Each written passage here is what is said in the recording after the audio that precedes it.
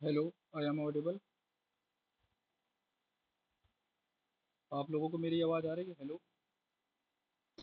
हाँ जी, आ रही है, आ रही है। हाँ। चलिए स्टार्ट करते हैं। सबसे पहले मैं अपने बारे में बता दूं। मेरा नाम अमान है और currently I am pursuing MCA. तो आज हमारा सेशन है, डे 1 है हमारे सेशन का, एंड्रॉयड सिक्योरिटी मॉडल का। आप लोगों को स्क्रीन विजिबल है? हेलो, स्क्रीन विजिबल है आप लोगों को? हाँ जी, विजिबल है। Yes, sir. Okay. Yes, sir. तो आप लोग वीएपीटी पढ़ चुके हो?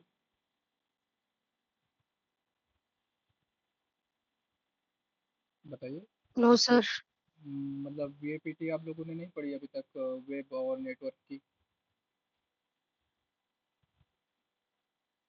सर बेसिक बेसिक आइडिया है। अच्छा, बेसिक। चलिए कोई नहीं, सीख जाएंगे धीरे धीरे।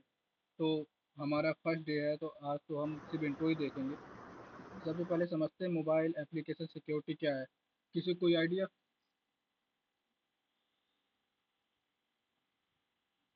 Hello. कैसे अपन अपने मोबाइल के एप्लीकेशंस को सिक्योर कर सकते हैं या फिर वर्नेबिलिटीज से बचा सकते हैं। हाँ बिल्कुल सही। और कोई? Hello, sir. Am I audible? हाँ हाँ, आवाज़ आ रही है, बोलिए। Sir, I don't know English. Sorry for the interruption, but my English not too good.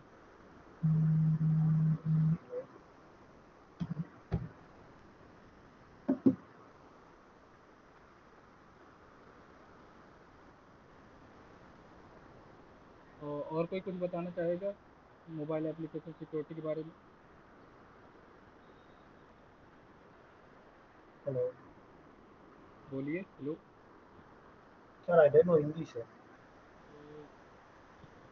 Sorry to say, but my English is not too good. What? My English not too good.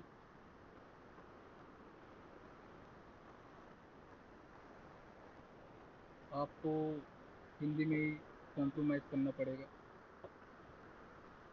I don't know.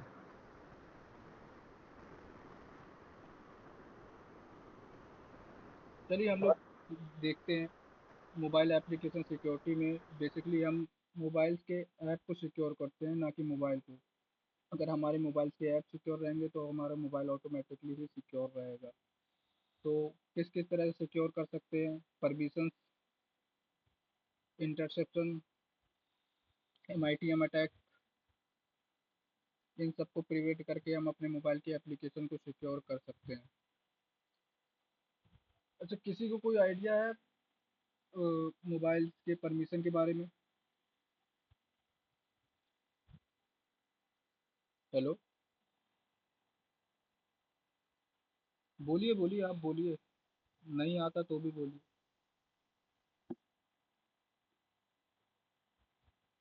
तो basic permissions होती है normally जो user use करते हैं, जैसे कि अपना location services, camera, हम्म।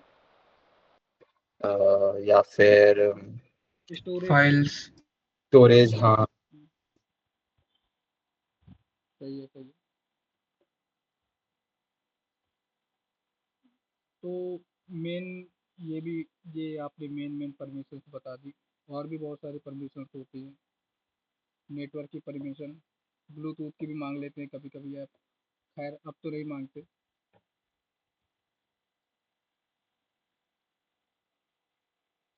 तो हमारा काम है बेसिक पेन टेस्टिंग करना और वल्नरेबिलिटी फाइंड करना एप्लीकेशंस में।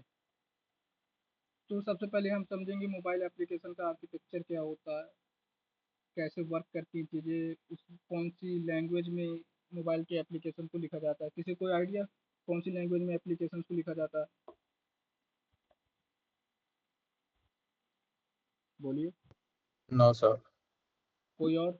मोबाइल जैसे जावा, पाइथन, इतनी सारी लैंग्वेज होती हैं। अब मोबाइल के एप्लीकेशन को किन लैंग्वेज में लिखा जाता है? सर रिएक्ट नेटिव में भी लिख सकते हैं। किसमें? React native. React native mobile के एप्लीकेशन? हाँ। Sir, Linux में? लिनक्स? मैम लिनक्स कोई लैंग्वेज नहीं होती, वो ओएस होता है। सर जावा में फ्लटर लिखते हैं प्रोबेबली। हाँ, ये अब आया जावा और कोटलिन। फ्लटर जावा और कोटलिन में आपके एंड्रॉयड के एप्लीकेशंस को लिखा जाता है। ये दो ही लैंग्वेज में लिखी जा सकती है। बाकी और भी लैंग्वेज आप एडिशनली ऐड कर सकते हैं, लेकिन बेसिक जो कोर रहेगा वो जावा और कोटलिन का ही रहेगा। सर जावा एंड दूसरी कौन सी बताई आपने? कोटलिन। कॉटलिन। हाँ, ओके सर।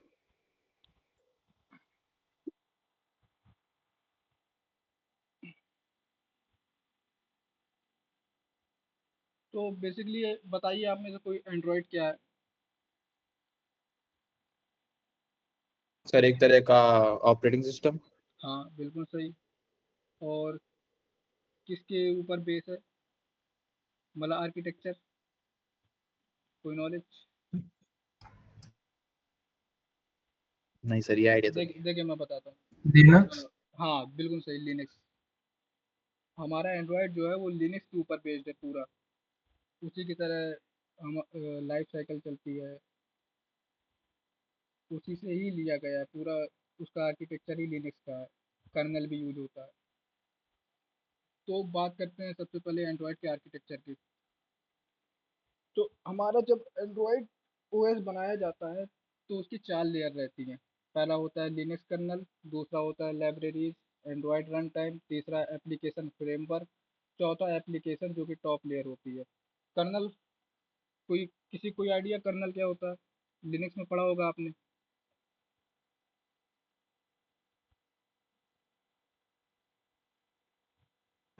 सर जो यूजर्स को अलाउ करता है हार्डवेयर से डील करने में, मतलब एक तरीके से एक तरह का इंटरफेस की तरह काम करता है। हाँ हाँ, बिल्कुल सही। हार्डवेयर और ओएस के बीच इंटरफेस का काम करता है ये। तो इसमें हमारे क्या होते हैं, ड्राइवर्स रहते हैं जो कि नेटिव कोड्स में लिखे होते हैं।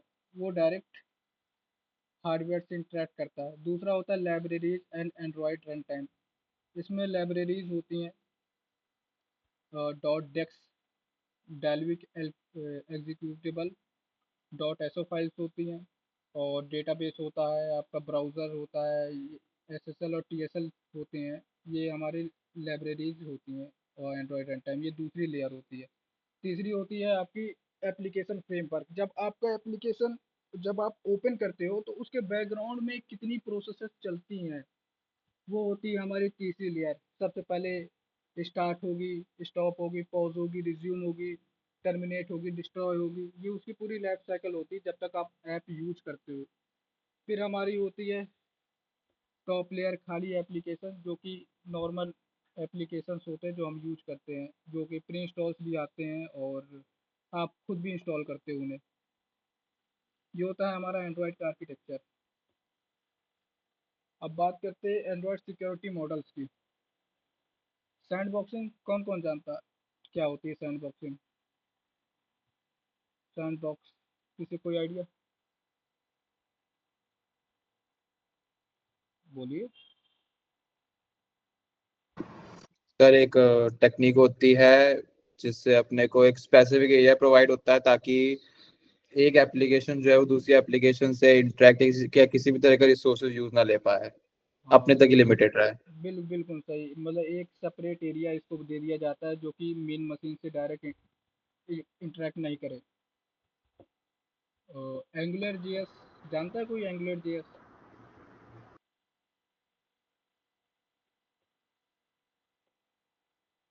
एंगुलर जीएस किसी को पता है?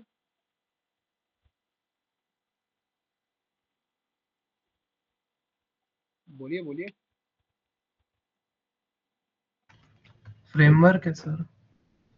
एंगुलर जीएस, हाँ कह सकते हैं। एक लैंग्वेज थी जो कि गूगल ने निकाली थी। उसका बेसिक फीचर ही यही था कि वो सैंडबॉक्सिंग देता था।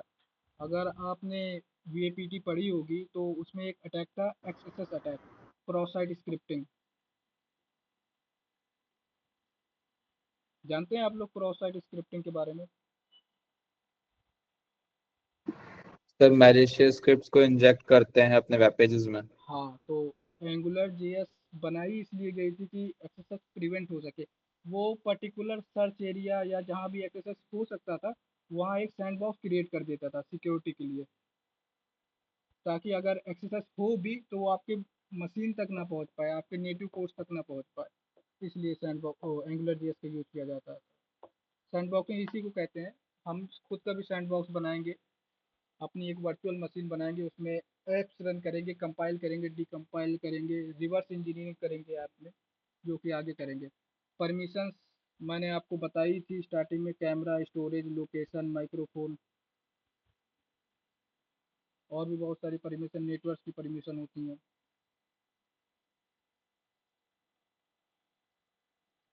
अब बात करते हैं एपीके स्ट्रक्चर की। जो जब हम अपने एपीके को डीकम्पाइल करेंगे तो सबसे पहले हमें क्या क्या मिलेगा, क्या नहीं मिलेगा, वो एक मिनट मैं आपको लाइव करके दिखाता हूँ।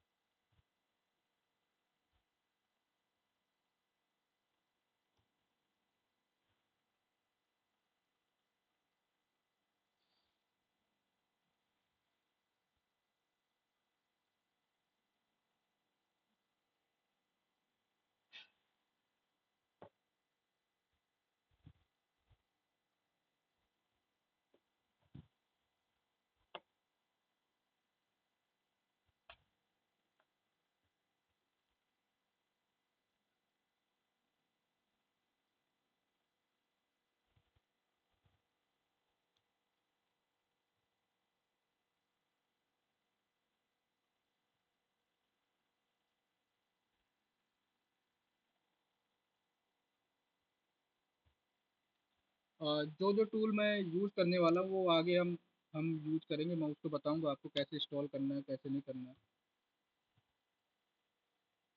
तो जैसे कोई छोटा ऐप ले लेते हैं।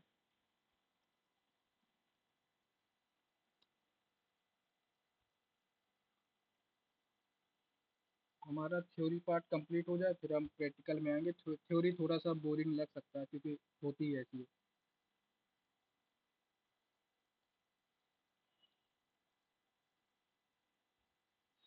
और चलिए इसी ले लेते हैं। ये देखिए, ये हमारा पूरा ऐप का स्ट्रक्चर, कैसे ऐप रहता है। ऐप में क्या कौन कौन सी फाइल्स हैं, रिसोर्सेज, ये देखिए कॉटलिन में लिखी हुई है। और कॉटलिन के पूरे कोड का फोल्डर भी यहीं पास है हमारे पास। और ये होती है एंड्रॉयड डॉट मैनिफेस्ट फाइल। इसमें हमारी सारी परमिशंस होती हैं पूरे एप्लीकेशन की। Permissions, content provider, broadcast receiver, यहाँ पास हमारे पूरे ऐप की परमिशन रहती हैं।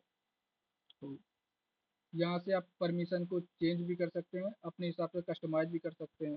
वो सब हम रिवर्स इंजीनियरिंग में देखेंगे।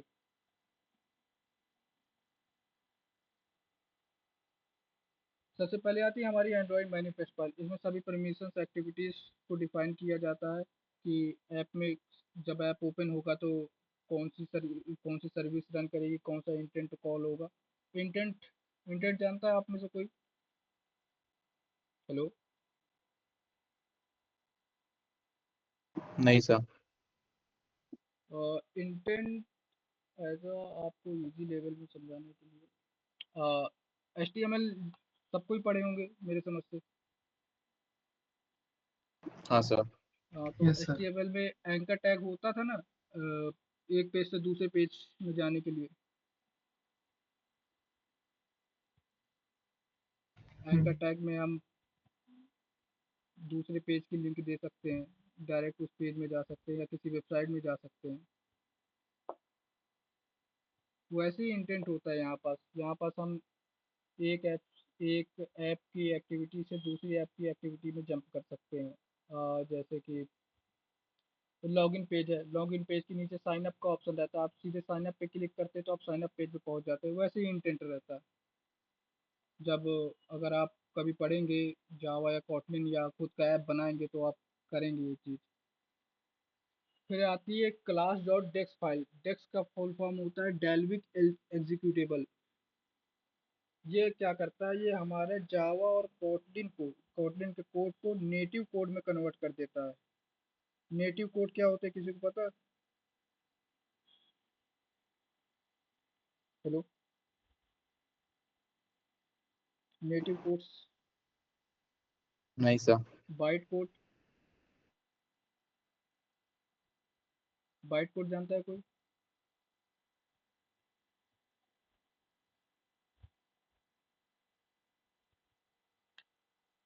देखिए जरा क्लास में कौन कौन एक्टिव है। हेलो मयंक, आदित्य, दक्षयनी, जानता है आप में से कोई बाइट कोड क्या होते हैं? Tarang, no sir. No, no sir. आप लोग टेक्निकल बैकग्राउंड से हैं सब? हाँ यस सर। सर. तो बताइए आप लोग क्या क्या कर रहे हैं इस टाइम पे, एक एक करके बताइए। तो मैं तो मेरे फाइनल ईयर में हूँ कॉलेज के, बीटेक कौन? CSC cyber security. अच्छा, तो और फिलहाल तो सर मैं भी फाइनल ईयर में हूँ, बीटेक कंप्यूटर इंजीनियरिंग। अच्छा, और बताइए बाकी। सर मैंने बीटेक कंप्लीट करा है 2024 में इलेक्ट्रॉनिक्स एंड कम्युनिकेशन में। उसके बाद मैंने एक कोर्स करा है cyber security and ethical hacking Boston में, पर कुछ हुआ नहीं, तो अभी घर पे हूँ। एंड तरंग? सर मैं first year MTech cyber security. First year में आप? चलिए, तो आप लोग दो लोग तो फाइनल ईयर में हैं, आप लोगों को तो अच्छी खासी नॉलेज हो गई होगी लैंग्वेजेस की। और आदित्य, आप तो साइबर सिक्योरिटी की स्पेशलाइजेशन में हैं, यस सर। आपको तो फिर काफ़ी कुछ पहले से आता हो। सर लैंग्वेजेस पे कमांड कम है मेरी। लैंग्वेजेस में कमांड कम है। चलिए कोई लैंग्वेज कमांड बहुत कम है मेरी। मैं पाइथन रिसेंटली सीख रहा हूँ। बाकी Java and C plus plus मुझे इंटरमीडिएट आती है, पर इतनी प्रैक्टिस नहीं है। अच्छा अच्छा, चलिए कोई नहीं।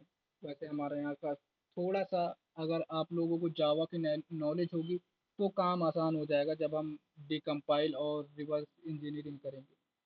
तो कोड थोड़ा पढ़ना पड़ेगा, आपको सीखना पड़ेगा जावा का कोड कैसे पढ़ा जाता है, सभी के लिए है वो। तो आपको आसानी होगी, वरना थोड़ा मुश्किल हो सकती है अगर आपको जावा का कोड पढ़ना नहीं आएगा तो। Okay sir. तो कहाँ थे? हाँ, क्लासेस डॉट डेक्स फाइल में। तो ये हमारा जो जावा कोटलिन का कोड होता है वो उसको नेटिव कोड में कन्वर्ट कर देता है। नेटिव कोड वो होते हैं जैसे कि असेंबली और बाइनरी, जो कि डायरेक्ट हार्डवेयर से इंटरेक्ट करते हैं, उसमें कन्वर्ट करता है। फिर आता है हमारा रिसोर्स फोल्डर। रिसोर्स फोल्डर में हमारी यूआई होता है, हमारा यूजर इंटरफेस कैसा होता है, उसमें कौन कौन से ऐप हैं, टेबल हमने बनाई है, मेनू बार दिया है, पूरा नेविगेशन, बैनर, आइकन, वीडियोस कौन कौन से, वो सब हमारे रिसोर्स फोल्डर में होता है। फिर आता है एसेस फोल्डर। ये रिसोर्स फोल्डर का ही एक एडिशनल पार्ट होता है, इसमें हम और भी फाइल्स को स्टोर कर सकते हैं। फिर आता है meta dot I N F. इसमें हमारे सर्टिफिकेट्स होते हैं सारे, जो कि ऐप के सर्टिफिकेट्स रहते हैं। ऐप के सर्टिफिकेट्स क्यों बनाए जाते हैं, कोई बता सकता है? कोई भी आइडिया लगाओ आप, दिमाग लगाओ। ऐप के लिए, ऐप में सर्टिफिकेट्स क्यों बनाए जाते होंगे? ऑथेंटिकेशन के लिए। हाँ, ऑथेंटिकेशन, ताकि सेम ऐप को हमारे यहाँ कोई दूसरा कॉपी ना कर सके। अगर उसने कॉपी कर भी लिया है तो वो उसे अपलोड ना कर सके पब्लिकली, इसलिए। फिर आती है हमारा डॉट लाइब्रेरी फोल्डर आता है, उसमें हमारी नेटिव लाइब्रेरीज होती हैं जो डॉट एसओ फॉर्मेट में रहती है। डॉट एसओ फॉर्मेट का मतलब होता है शेयर्ड ऑब्जेक्ट। ये क्या करता है, अगर आप एक बार ऐप को रन करेंगे ना, तो ये उसका, उसकी पूरी लाइफ साइकिल की क्लोन बना लेता है, कि दोबारा आपको ज़्यादा वेट ना करना पड़े। डॉट एसओ फाइल इसलिए यूज होती है।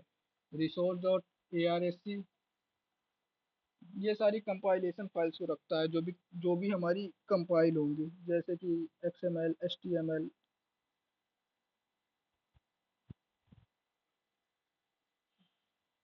तो आज हम लोगों को यही समझना है, बाकी हम कल देखेंगे लैब सेटअप वगैरह। लैब सेटअप के लिए आप लोग एक काम करिएगा, जेनी मोशन डाउनलोड कर लीजिएगा।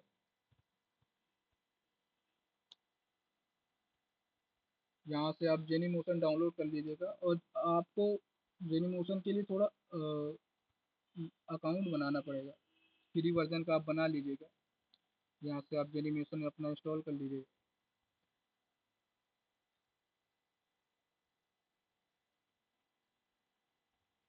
जो जो मैक मैक में हो तो वो मैक का इंस्टॉल कर लेंगे और विंडोज़ वाले विंडोज़ का इंस्टॉल कर लेंगे यहाँ से।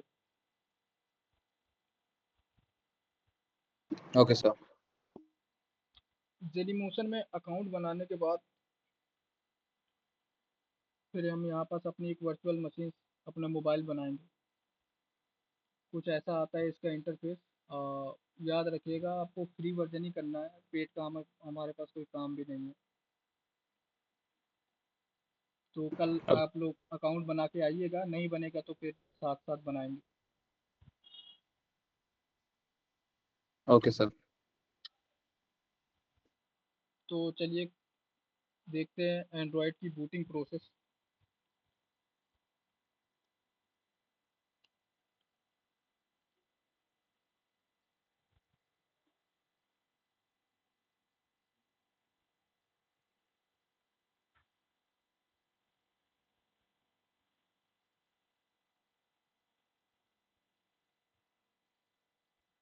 देखिए आप इस आर्किटेक्चर को देखिए और बताइए आपको इसमें क्या समझ आ रहा है।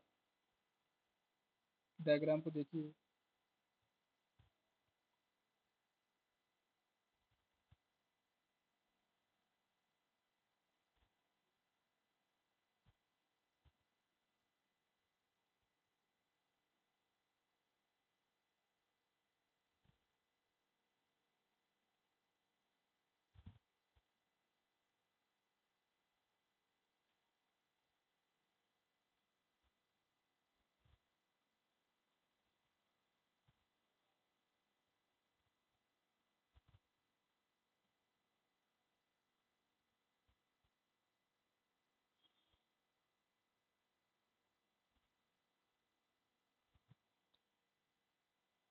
सबसे पहला है हमारे पास बूट रोम। जब हम पावर बटन को ऑन करेंगे तब ये एक्टिवेट होता है। दूसरा आता है बूट लोडर।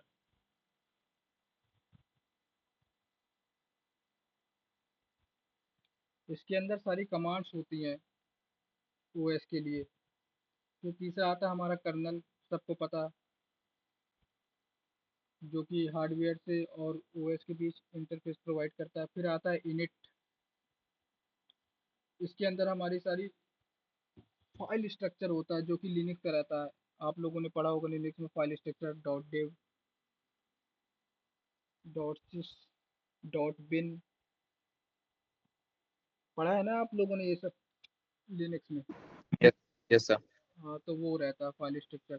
फिर आता है जाइगोट और डेल्विक वीएम। देखो मैंने अभी डॉट डेक्स फाइल के बारे में बताया था ना, डेल्विक एग्जीक्यूटेबल, तो वो यही होता है। पहले जाइगोट यूज होता था, फिर उसके बाद डेल्विक यूज होता है, और आज के करंट मोबाइल जो फोन्स आ रहे हैं उसमें यूज होता है Android run time. Android run time हम आगे देखेंगे, लेकिन अभी हम डेल्विक के बारे में समझेंगे। डेल्विक वर्चुअल मशीन, ये जावा कोड को सीधे नेटिव कोड में कन्वर्ट करता है। फिर आता है सिस्टम सर्वर्स। इसमें सारी रिसोर्सेज रहती हैं। बस ये होता है हमारी बूटिंग प्रोसेस। किसी को कुछ पूछना है बूटिंग प्रोसेस में?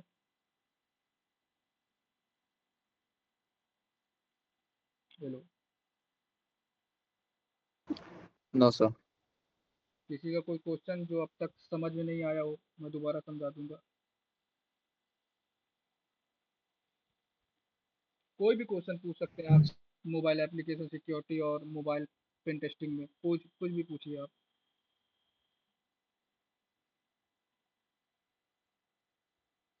देखिए डाउट क्लियर करना बहुत ज़रूरी है। अगर नहीं समझ आ रहा है तो भी बताइए।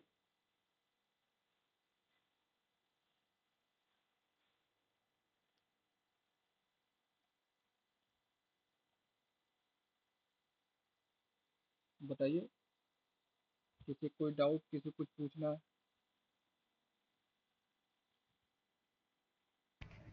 No sir. अच्छी बात है फिर। आप आपको सब समझ आ गया पहले दिन में ही।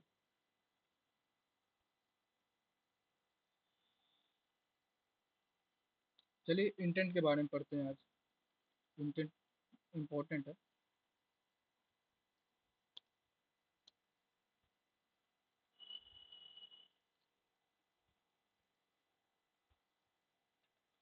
इंटेंट क्या काम करता है, हमारी एक एक्टिविटी से दूसरी एक्टिविटी को रन करता है या एक ऐप से दूसरे ऐप पे जंप करता है। इंटेंट एक ऐसी मतलब इंटेंट एक ऐसी चीज़ है एंड्रॉयड में जिसके थ्रू हम किसी ऐप में वल्नरेबिलिटी फाइंड कर सकते हैं। ये इतना पावरफुल होता है, तो इसलिए आपको इसे रन करना आना चाहिए एंड्रॉयड में। पता होना चाहिए इंटेंट कहाँ है कहाँ नहीं है। देखिए तो मैं आपको इंटेंट बेसिकली है क्या? इंटेंट बेसिकली एक एक्टिविटी से दूसरी एक्टिविटी को रन करता है। जैसे मैंने बताया था आपको HTML में एंकर टैग क्या काम करता है। तो एंकर सर ये टैग प्रोसेस हुआ एक। हाँ प्रोसेस भी स्टार्ट करता है ये। इसको हम ठीक है। कहीं भी यूज कर सकते हैं। ओके। अगर आपके एप्लीकेशन में इंटेंट ऑन है तो कोई भी हैकर या अटैकर आपके एप्लीकेशन का मेन लॉगिन पेज बाईपास कर सकता है इंटेंट के थ्रू और सीधे अकाउंट टेक ओवर हो सकता है। इसलिए ज़्यादातर ऐप में ये डिसेबल रहता है, लेकिन वल्नरेबल ऐप में ये इनेबल रहता है। देखिए यहाँ पास होगा इंटेंट। ये जो फॉर्मेट है ये .xml में लिखा हुआ है, एक्सटेंडेबल मार्कअप लैंग्वेज।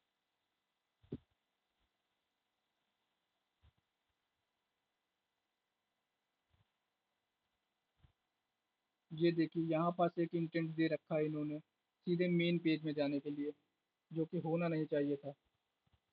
देखिए ये पढ़िए। तो मैं एडीबी या किसी भी टूल के थ्रू डायरेक्ट मेन पेज में जा सकता हूँ बिना किसी लॉगिन पेज के। ये ये कर सकते हैं हम इंटेंट के थ्रू।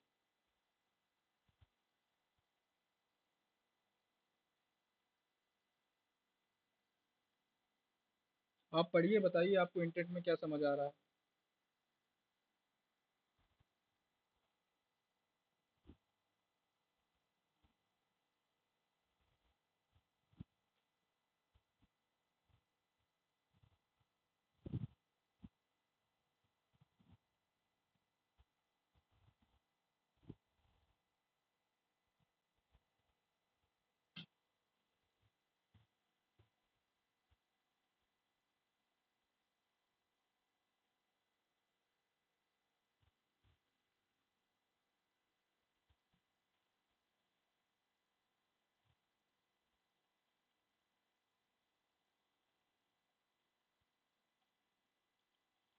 बताइए किसी कुछ समझ आया इंटेंट में?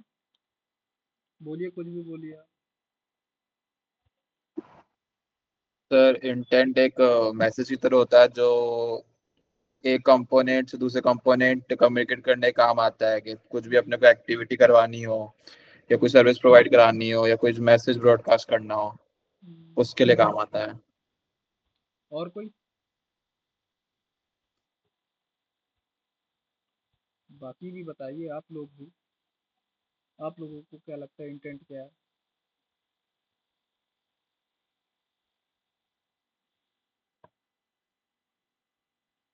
हेलो मयंक, तरंग, आप भी बताइए।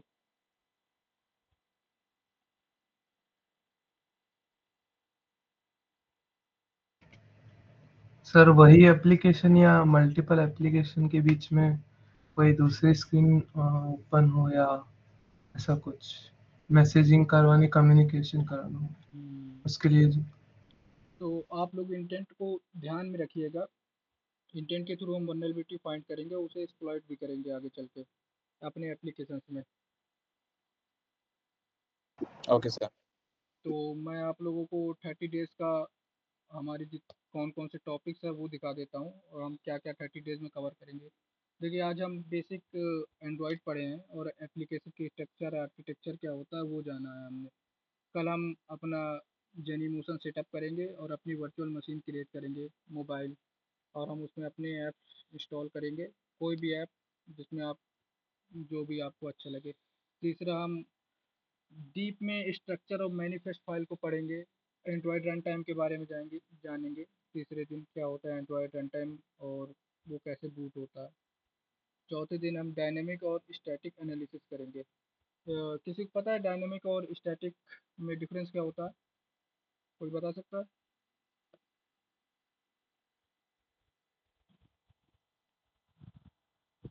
हेलो,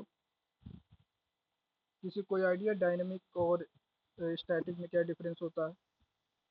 सर स्टैटिक एनालिसिस में तो अपन कुछ भी कोड वगैरह जो है उनको बिना चेक करे एग्जीक्यूट करे अपन उसमें एरर बता सकते हैं, उसको बोलते हैं। हम्म, और डायनेमिक मतलब अपन उनको एग्जीक्यूट करा के उनके बिहेवियर को ऑब्जर्व करते हैं और उस बेसिस पे अपने जो वर्नेबिलिटीज है या जो भी एनालिसिस है वो निकालते हैं।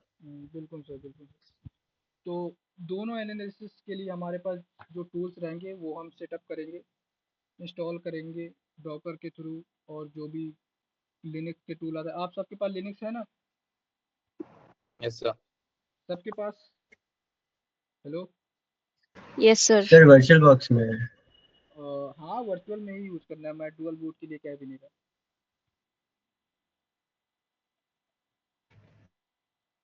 और पांचवें दिन हम करेंगे रिवर्स इंजीनियरिंग की बेसिक्स। कोई भी एक ऐप उठाएंगे, उसको चेंज करेंगे, उसमें चेंजेस करेंगे, अपना नाम डालेंगे, अपनी फाइल एंटर करेंगे, और उसे दोबारा कंपाइल करेंगे और उसे इंस्टॉल करेंगे। चौथे दिन हम बपसूट, बपसूट क्या है किसी को पता? सर ट्रैफिक में इंटरसेप्ट करने के काम आता है। नहीं, मतलब है क्या ये बपसूट, क्या चीज़ है? सर अपन किसी भी तरह की रिक्वेस्ट भेजते हैं किसी भी साइट पे जाने के लिए, तो वो जो रिक्वेस्ट उसको अपन कैप्चर कर लेते हैं और फिर उसको अपन मतलब उससे अपन कुछ भी इंटरफेरेंस कर सकते हैं जो हैकर। Burp Suite proxy interceptor. में। इंटरसेप्टर। सर सिक्योर या फिर पेनेट्रेट करने के लिए वेब एप्लीकेशन को। नहीं नहीं, आप सिंपल सी लैंग्वेज में, बपसूट एक इंटरसेप्टर है जो भी ट्रैफिक को मॉनिटर करता है और कैप्चर करता है।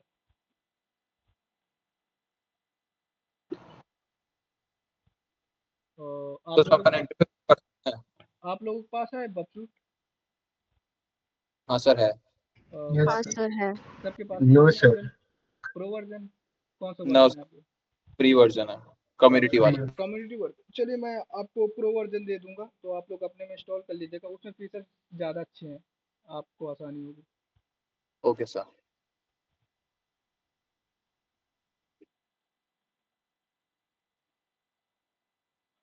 और बपसूट के थ्रू ही हम सर्टिफिकेट्स बनाएंगे ऐप के।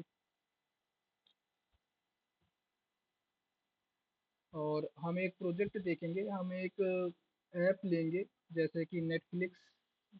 7वें दिन नेटफ्लिक्स, जियो हॉटस्टार, उसमें जितना हम लोगों ने पढ़ा है उसको उस पर एनालिसिस करेंगे, उसमें वनरेबिलिटीज फाइंड करने की कोशिश करेंगे। आपको जो भी पसंद ऐप हो वो बताइएगा, हम उसे उठाएंगे।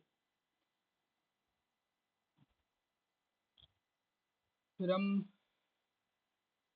दूसरे हफ्ते में स्टार्ट करेंगे इन डेप्थ एनालिसिस, डायनेमिक और स्टैटिक। उसमें हम जो जो टूल्स इंस्टॉल करे हैं उनके, जैसे कि मोव एसएफ, गिद्रा, जेडएक्स, फ्रीडा, उन सब के बारे में हम पढ़ेंगे, उन सबको यूज करेंगे और उन सबको इंस्टॉल कैसे करते हैं वो देखेंगे। फिर 8वें दिन हम एंड्रॉइड मैनिफेस्ट फाइल में चेंजेस करेंगे, परमिशन चेंज करेंगे हम दोबारा। 9वें दिन हम कोड रिव्यू करेंगे। ये प्रो गार्ड ज़रूरी नहीं है आप इनको यूज़ करें, मैं आपको बता दूंगा, आप उनसे यूज़ का ऑब्जेक्शन आता है, उसके थ्रू भी कर सकते हैं। फिर कोड रिव्यू, वो सब हम पहले ही देख चुके होंगे। हाँ, एपीआई, ये एक इम्पॉर्टेंट चीज़ है। एपीआई बताइए क्या करता है, क्या है एपीआई?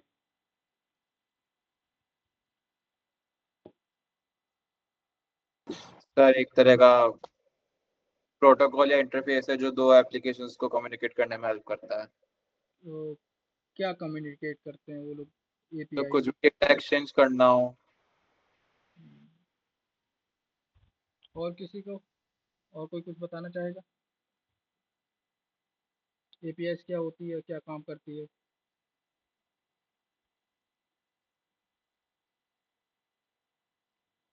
बताइए। सर एपीआई के थ्रू ही हम लोग कांटेक्ट करते हैं सर्वर को, वही लिंक भेजता है। एपीआई के थ्रू कॉन्टैक्ट करते हैं सर्वर? रिक्वेस्ट नहीं, रिक्वेस्ट। वो सही आदित्य ने सही कहा है कि वो कम्युनिकेशन के बीच कम्युनिकेशन में काम आता है। आप रिसोर्स शेयरिंग कर सकते हैं एपीआई के थ्रू।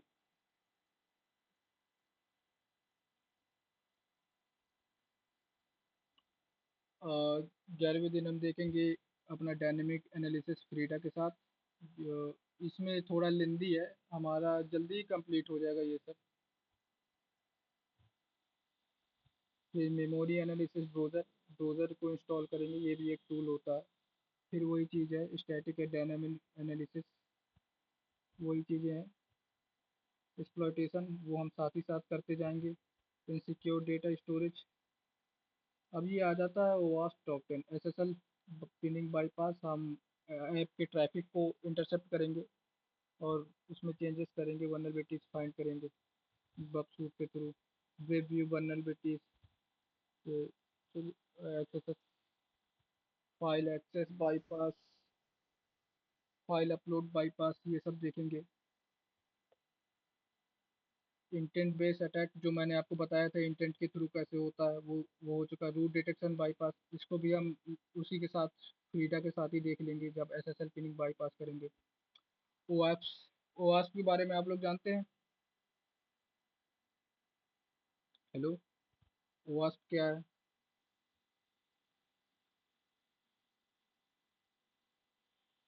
बताइए कोई।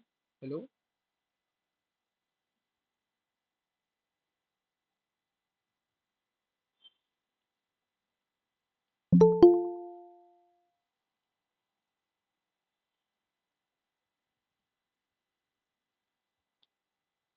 ओएप्स, ओएस कोई बता सकता है? मयंक, तरंग, दक्षिणी, बताइए ओएस के बारे में। जानते हैं आप लोग ओएस क्या है? सर एक नॉन प्रॉफिटेबल ऑर्गेनाइजेशंस है जो टॉप 10 अपने वेब एप्लीकेशन वर्नेबिलिटीज को मतलब बताता है कि टॉप 10 अपनी वेब सिक्योरिटी या एप्लीकेशन वर्नेबिलिटीज क्या है। और कितने सालों में ये अपनी रिपोर्ट सबमिट करते हैं? मतलब सर वो कितने तो साल में? आइडिया नहीं, लेकिन लास्ट अपडेट शायद 2021 में हुई थी। और अब कब होगी? सर वो आइडिया नहीं है। दिसंबर में होगी। तो ओवास्प वेब की भी होती है, नेटवर्क की भी होती है, मोबाइल की भी होती है, एपीआई की भी होती है। तो हम तो मोबाइल की ही देखेंगे, वही इसमें है। इनसिक्योर डेटा स्टोरेज जो था, इनसिक्योर डेटा स्टोरेज का मतलब ये है कि जो हमारा ऐप पे डेटा है वो ईजिली एक्सेस तो नहीं हो पा रहा है एसक्यूएल लाइट के थ्रू या किसी भी ऐप के थ्रू, कोई भी कमांड के थ्रू, वो चेक करेंगे। फिर रियल वर्ल्ड एक्सप्लॉइटेशन रिपोर्ट, हम एक रिपोर्ट बनाएंगे पूरी पेन टेस्टिंग की जो हमने शुरू से अभी तक किया है। सारे स्क्रीनशॉट्स, जितने कमांड चलाए हैं वो लिखेंगे, पूरी टेक्निक लिखेंगे, स्टेप्स लिखेंगे, वो हम रिपोर्ट में बनाएंगे। बाकी फिर आगे वही है, वो आज टॉप 10 जितना भी है, root detection bypass jail breaking, यही है। और फाइनल प्रोजेक्ट आप लोग किसी ऐप को पेन टेस्ट करेंगे उसमें और रिपोर्ट सबमिट करेंगे मुझको। सर हम फाइनल प्रोजेक्ट पे वर्क कब से करेंगे? मेरे समझ से 15 दिन में अगर हम लोगों ने रूट डिटेक्शन बाईपास और एसएसएल पिनिंग बाईपास कर लिया तो आप कर सकते हो उसके बाद। मतलब मेन मोटिव ये है कि हम लोग को जल्द से जल्द जितने भी पेन टेस्टिंग के स्टेप्स हैं मोबाइल एप्लीकेशन के लिए वो कंप्लीट हो जाएगा तो फिर स्टार्ट कर देना आप लोग। एंड सर आप ये पीपीटीज हमें प्रोवाइड करेंगे जिनसे आप हमें पढ़ा रहे हैं? हाँ, सेंड कर दूंगा मैं, रिकॉर्डिंग भी सेंड कर दूंगा अगर आपको चाहिए होगी पीपीटीज भी कर देना अलग से ना। तो। मेरे पास पीडीएफ भी है, कहो तो वो भी भेज दूंगा आपको। बाकी आप नोट्स खुद बनाए, मेरा मानना तो ये है। सर नहीं, नोट्स तो बना रहे हैं लेकिन फिर भी एक रेफरेंस के लिए कुछ भी भेज दीजिएगा, नोट्स या पीपीटी जो भी सही रहे। वो भेज दूंगा मैं आपको। आज के लिए इतना ही रखते हैं, ज़्यादा बताना ठीक नहीं है वरना कंफ्यूजन हो जाएगी। Okay sir. और कोई किसी का कोई क्वेश्चन पूछिए आराम से।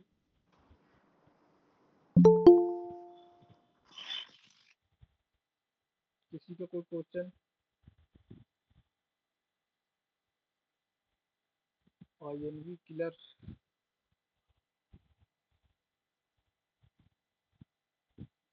बताइए, पूछिए, कोई भी क्वेश्चन पूछिए, एंड्रॉयड से रिलेटेड, एप्लीकेशन से रिलेटेड, वीएपीटी के लिए भी आप पूछ सकते हैं। अगर कोई कंफ्यूजन हो, जितना भी मैंने बोला है उसमें, वो भी आप पूछ सकते हैं, डाउट क्लियर कर लीजिए।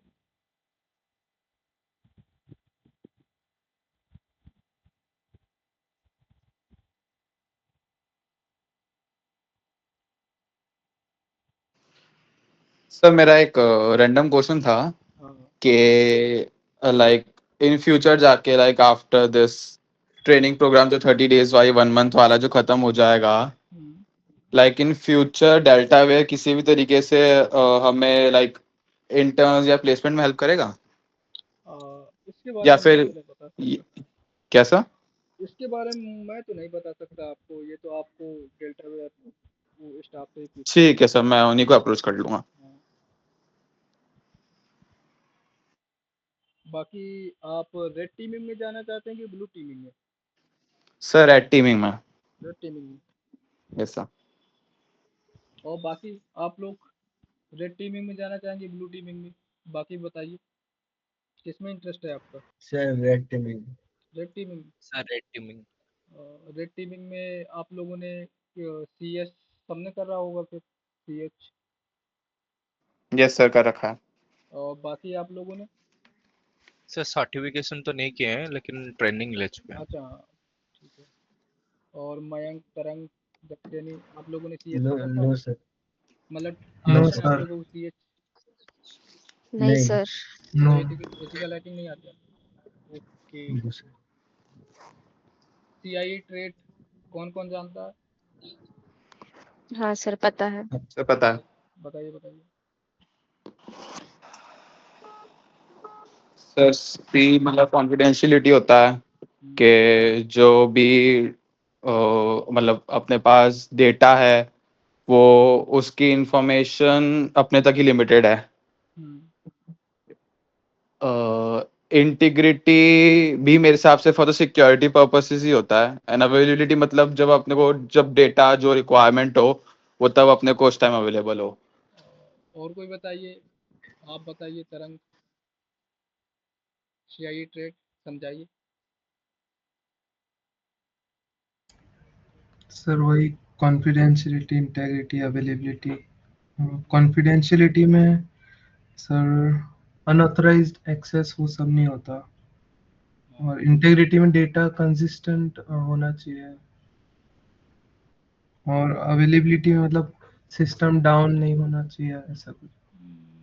इंटीग्रिटी में मॉडिफिकेशन नहीं होनी चाहिए किसी भी टाइप की, और अवेलेबिलिटी में कोई, जब भी हमें ज़रूरत हो हम उसे एक्सेस कर सकते हैं, वो अवेलेबल रहे। तो ये बेसिक साइबर सिक्योरिटी का कोर होता है। साइबर किल चैन भी आप लोगों ने पढ़ी होगी।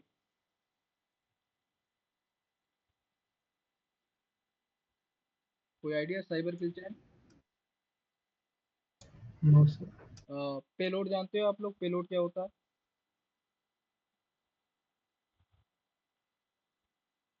Yes sir. और अच्छा, आप कोई मुझे बताइए, डिफरेंस पेलोड और एक्सप्लॉइट में क्या डिफरेंस है?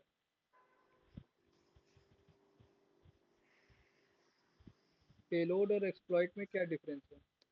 सर एक्सप्लॉइट एक तरह का मेथड है जिससे अपन वर्नेबिलिटीज और अनऑथराइज्ड एक्सेस लेते हैं, और पेलोड वो मैलिशियस एक्शन या कोड है जिसको रन करते हैं अपन, तब जाके अपन उस वर्नेबिलिटी को एक्सप्लॉइट कर पाते हैं। हम्म, सही बताया आपने। तो पेलोड जो रहता है वो एक्सप्लॉइट का ही पार्ट रहता है। एक्सप्लॉइट के थ्रू ही हम पेलोड को सेंड करते हैं और वो एक्शन परफॉर्म करता है। सर मैलिशियस टास्क परफॉर्म करते हैं पेलोड हाँ से। हाँ हाँ। पेलोड जैसे एक सीढ़ी रहती है या ब्रिज कह सकते हैं, इधर से उधर जाने के लिए या खिड़की से अंदर घुसने के लिए सीढ़ी सीढ़ी को कह सकते हैं पेलोड। ये सब साइबर सिक्योरिटी के बेसिक्स हैं जो आपको पता होना चाहिए। आप रिस्क और थ्रेट और वल्नरेबिलिटी, इन तीनों में क्या डिफरेंस है, कौन बताएगा? Risk, threat and vulnerability.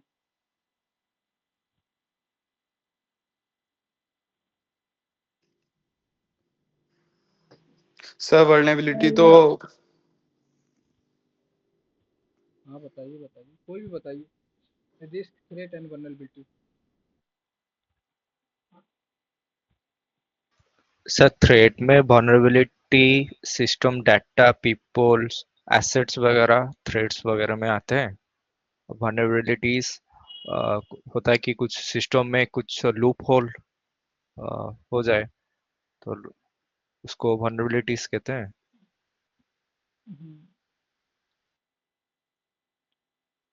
और रिस्क, रिस्क कोई भी बता दीजिए। रिस्क आप में से कोई भी बताइए, रिस्क क्या होता है? सर सर मतलब पॉसिबल डेटा ब्रीच होना एक ऑर्गेनाइजेशन का, उसको रिस्क बोल सकते हैं, मतलब उससे जो भी इम्पैक्ट होता है। हाँ, ये चीज़ सही है कि रिस्क में जब वो वल्नरेबिलिटी एक्सप्लॉइट हो जाती है तब वो रिस्क हो जाता है। थ्रेट वो होता है जब हम अटैक करते हैं वल्नरेबिलिटी पे, वो होता है थ्रेट।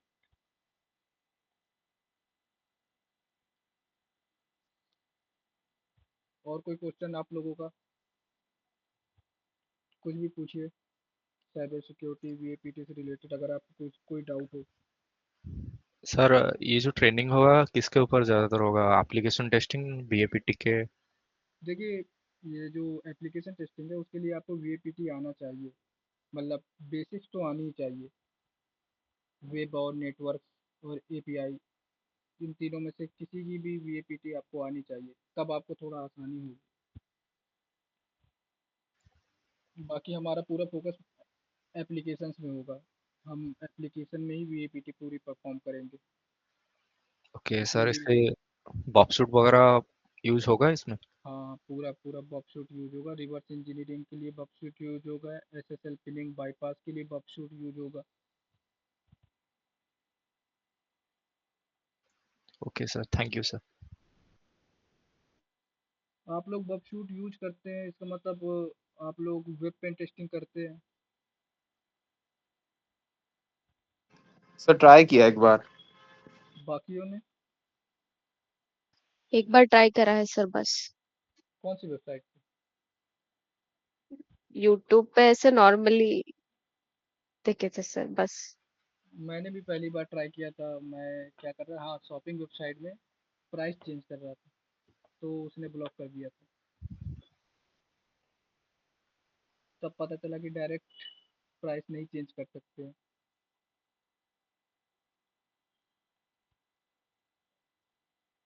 तो जो पोर्टसुगर में लैब्स वगैरह रहता है हाँ, वो थोड़ा सॉल्व करते हैं। अगर सही है। कौन कौन सी वनरेबिलिटी आपने सॉल्व करी है कोर्स फिगर पे? अभी सर क्रॉस साइट स्क्रिप्टिंग वगैरह देख रहा था। अच्छा, और आप लोगों ने भी कोर्स फिगर की लैब सॉल्व करी है बाकियों ने? नहीं सर। नो नहीं सर। था। नहीं सर। ओके ओके, चलिए कोई नहीं। तो आप लोग एक काम करिएगा, कल के लिए जेनी मोशन में अकाउंट बना लाइएगा, अगर नहीं बनेगा तो फिर मैं साथ साथ बनवाऊंगा। और ओवास टॉप 10 पढ़ के आइएगा मोबाइल के। Okay sir. ये है ओवास टॉप 10 मोबाइल का, इसके बारे में पढ़ के आइएगा कौन कौन सी वल्नरेबिलिटीज हैं और कैसे कैसे इन्हें फाइंड किया गया था। ज़रूरी नहीं है, बस आप वल्नरेबिलिटीज पढ़ लीजिएगा, फिर कल देखते हैं आगे। और किसी कोई क्वेश्चन? और ये एएनवी किलर गेमिंग, आप लेट ज्वाइन हुए थे? Hello, yes sir, yes sir. आप लेट ज्वाइन हुए थे तो चलिए कोई नहीं, आप रिकॉर्डिंग देख लीजिएगा और बेसिक्स पढ़ लेना आप भी। एंड्रॉयड आर्किटेक्चर और जो परमिशंस होती है वो आप पढ़ लेना, बाकी ओके कल सर। देते हैं। सर ये ओसप टॉप 10 vulnerabilities इसका एक लैब होता है ना? हाँ, ये वेब का है, ट्राई ट्राई हैकमी में है, तो वो वेब के लिए है, वेबसाइट्स के लिए। अच्छा, उसको सर मैं थोड़ा ट्राई किया था। इजी है वो लैब, सॉल्व हो जाएगी आराम से, आधे घंटे Yes. में वो हो जाएगी। चलिए ठीक है गाइस, कल मिलते हैं, आप पढ़ के आइएगा। सर कल टाइमिंग सेम होगा सर, या हाँ, फिर मतलब नहीं चेंज नहीं, हो सकता है? सेम सेम टाइमिंग है, 6 से 7। Okay sir, thank you. Okay bye thank guys. You sir.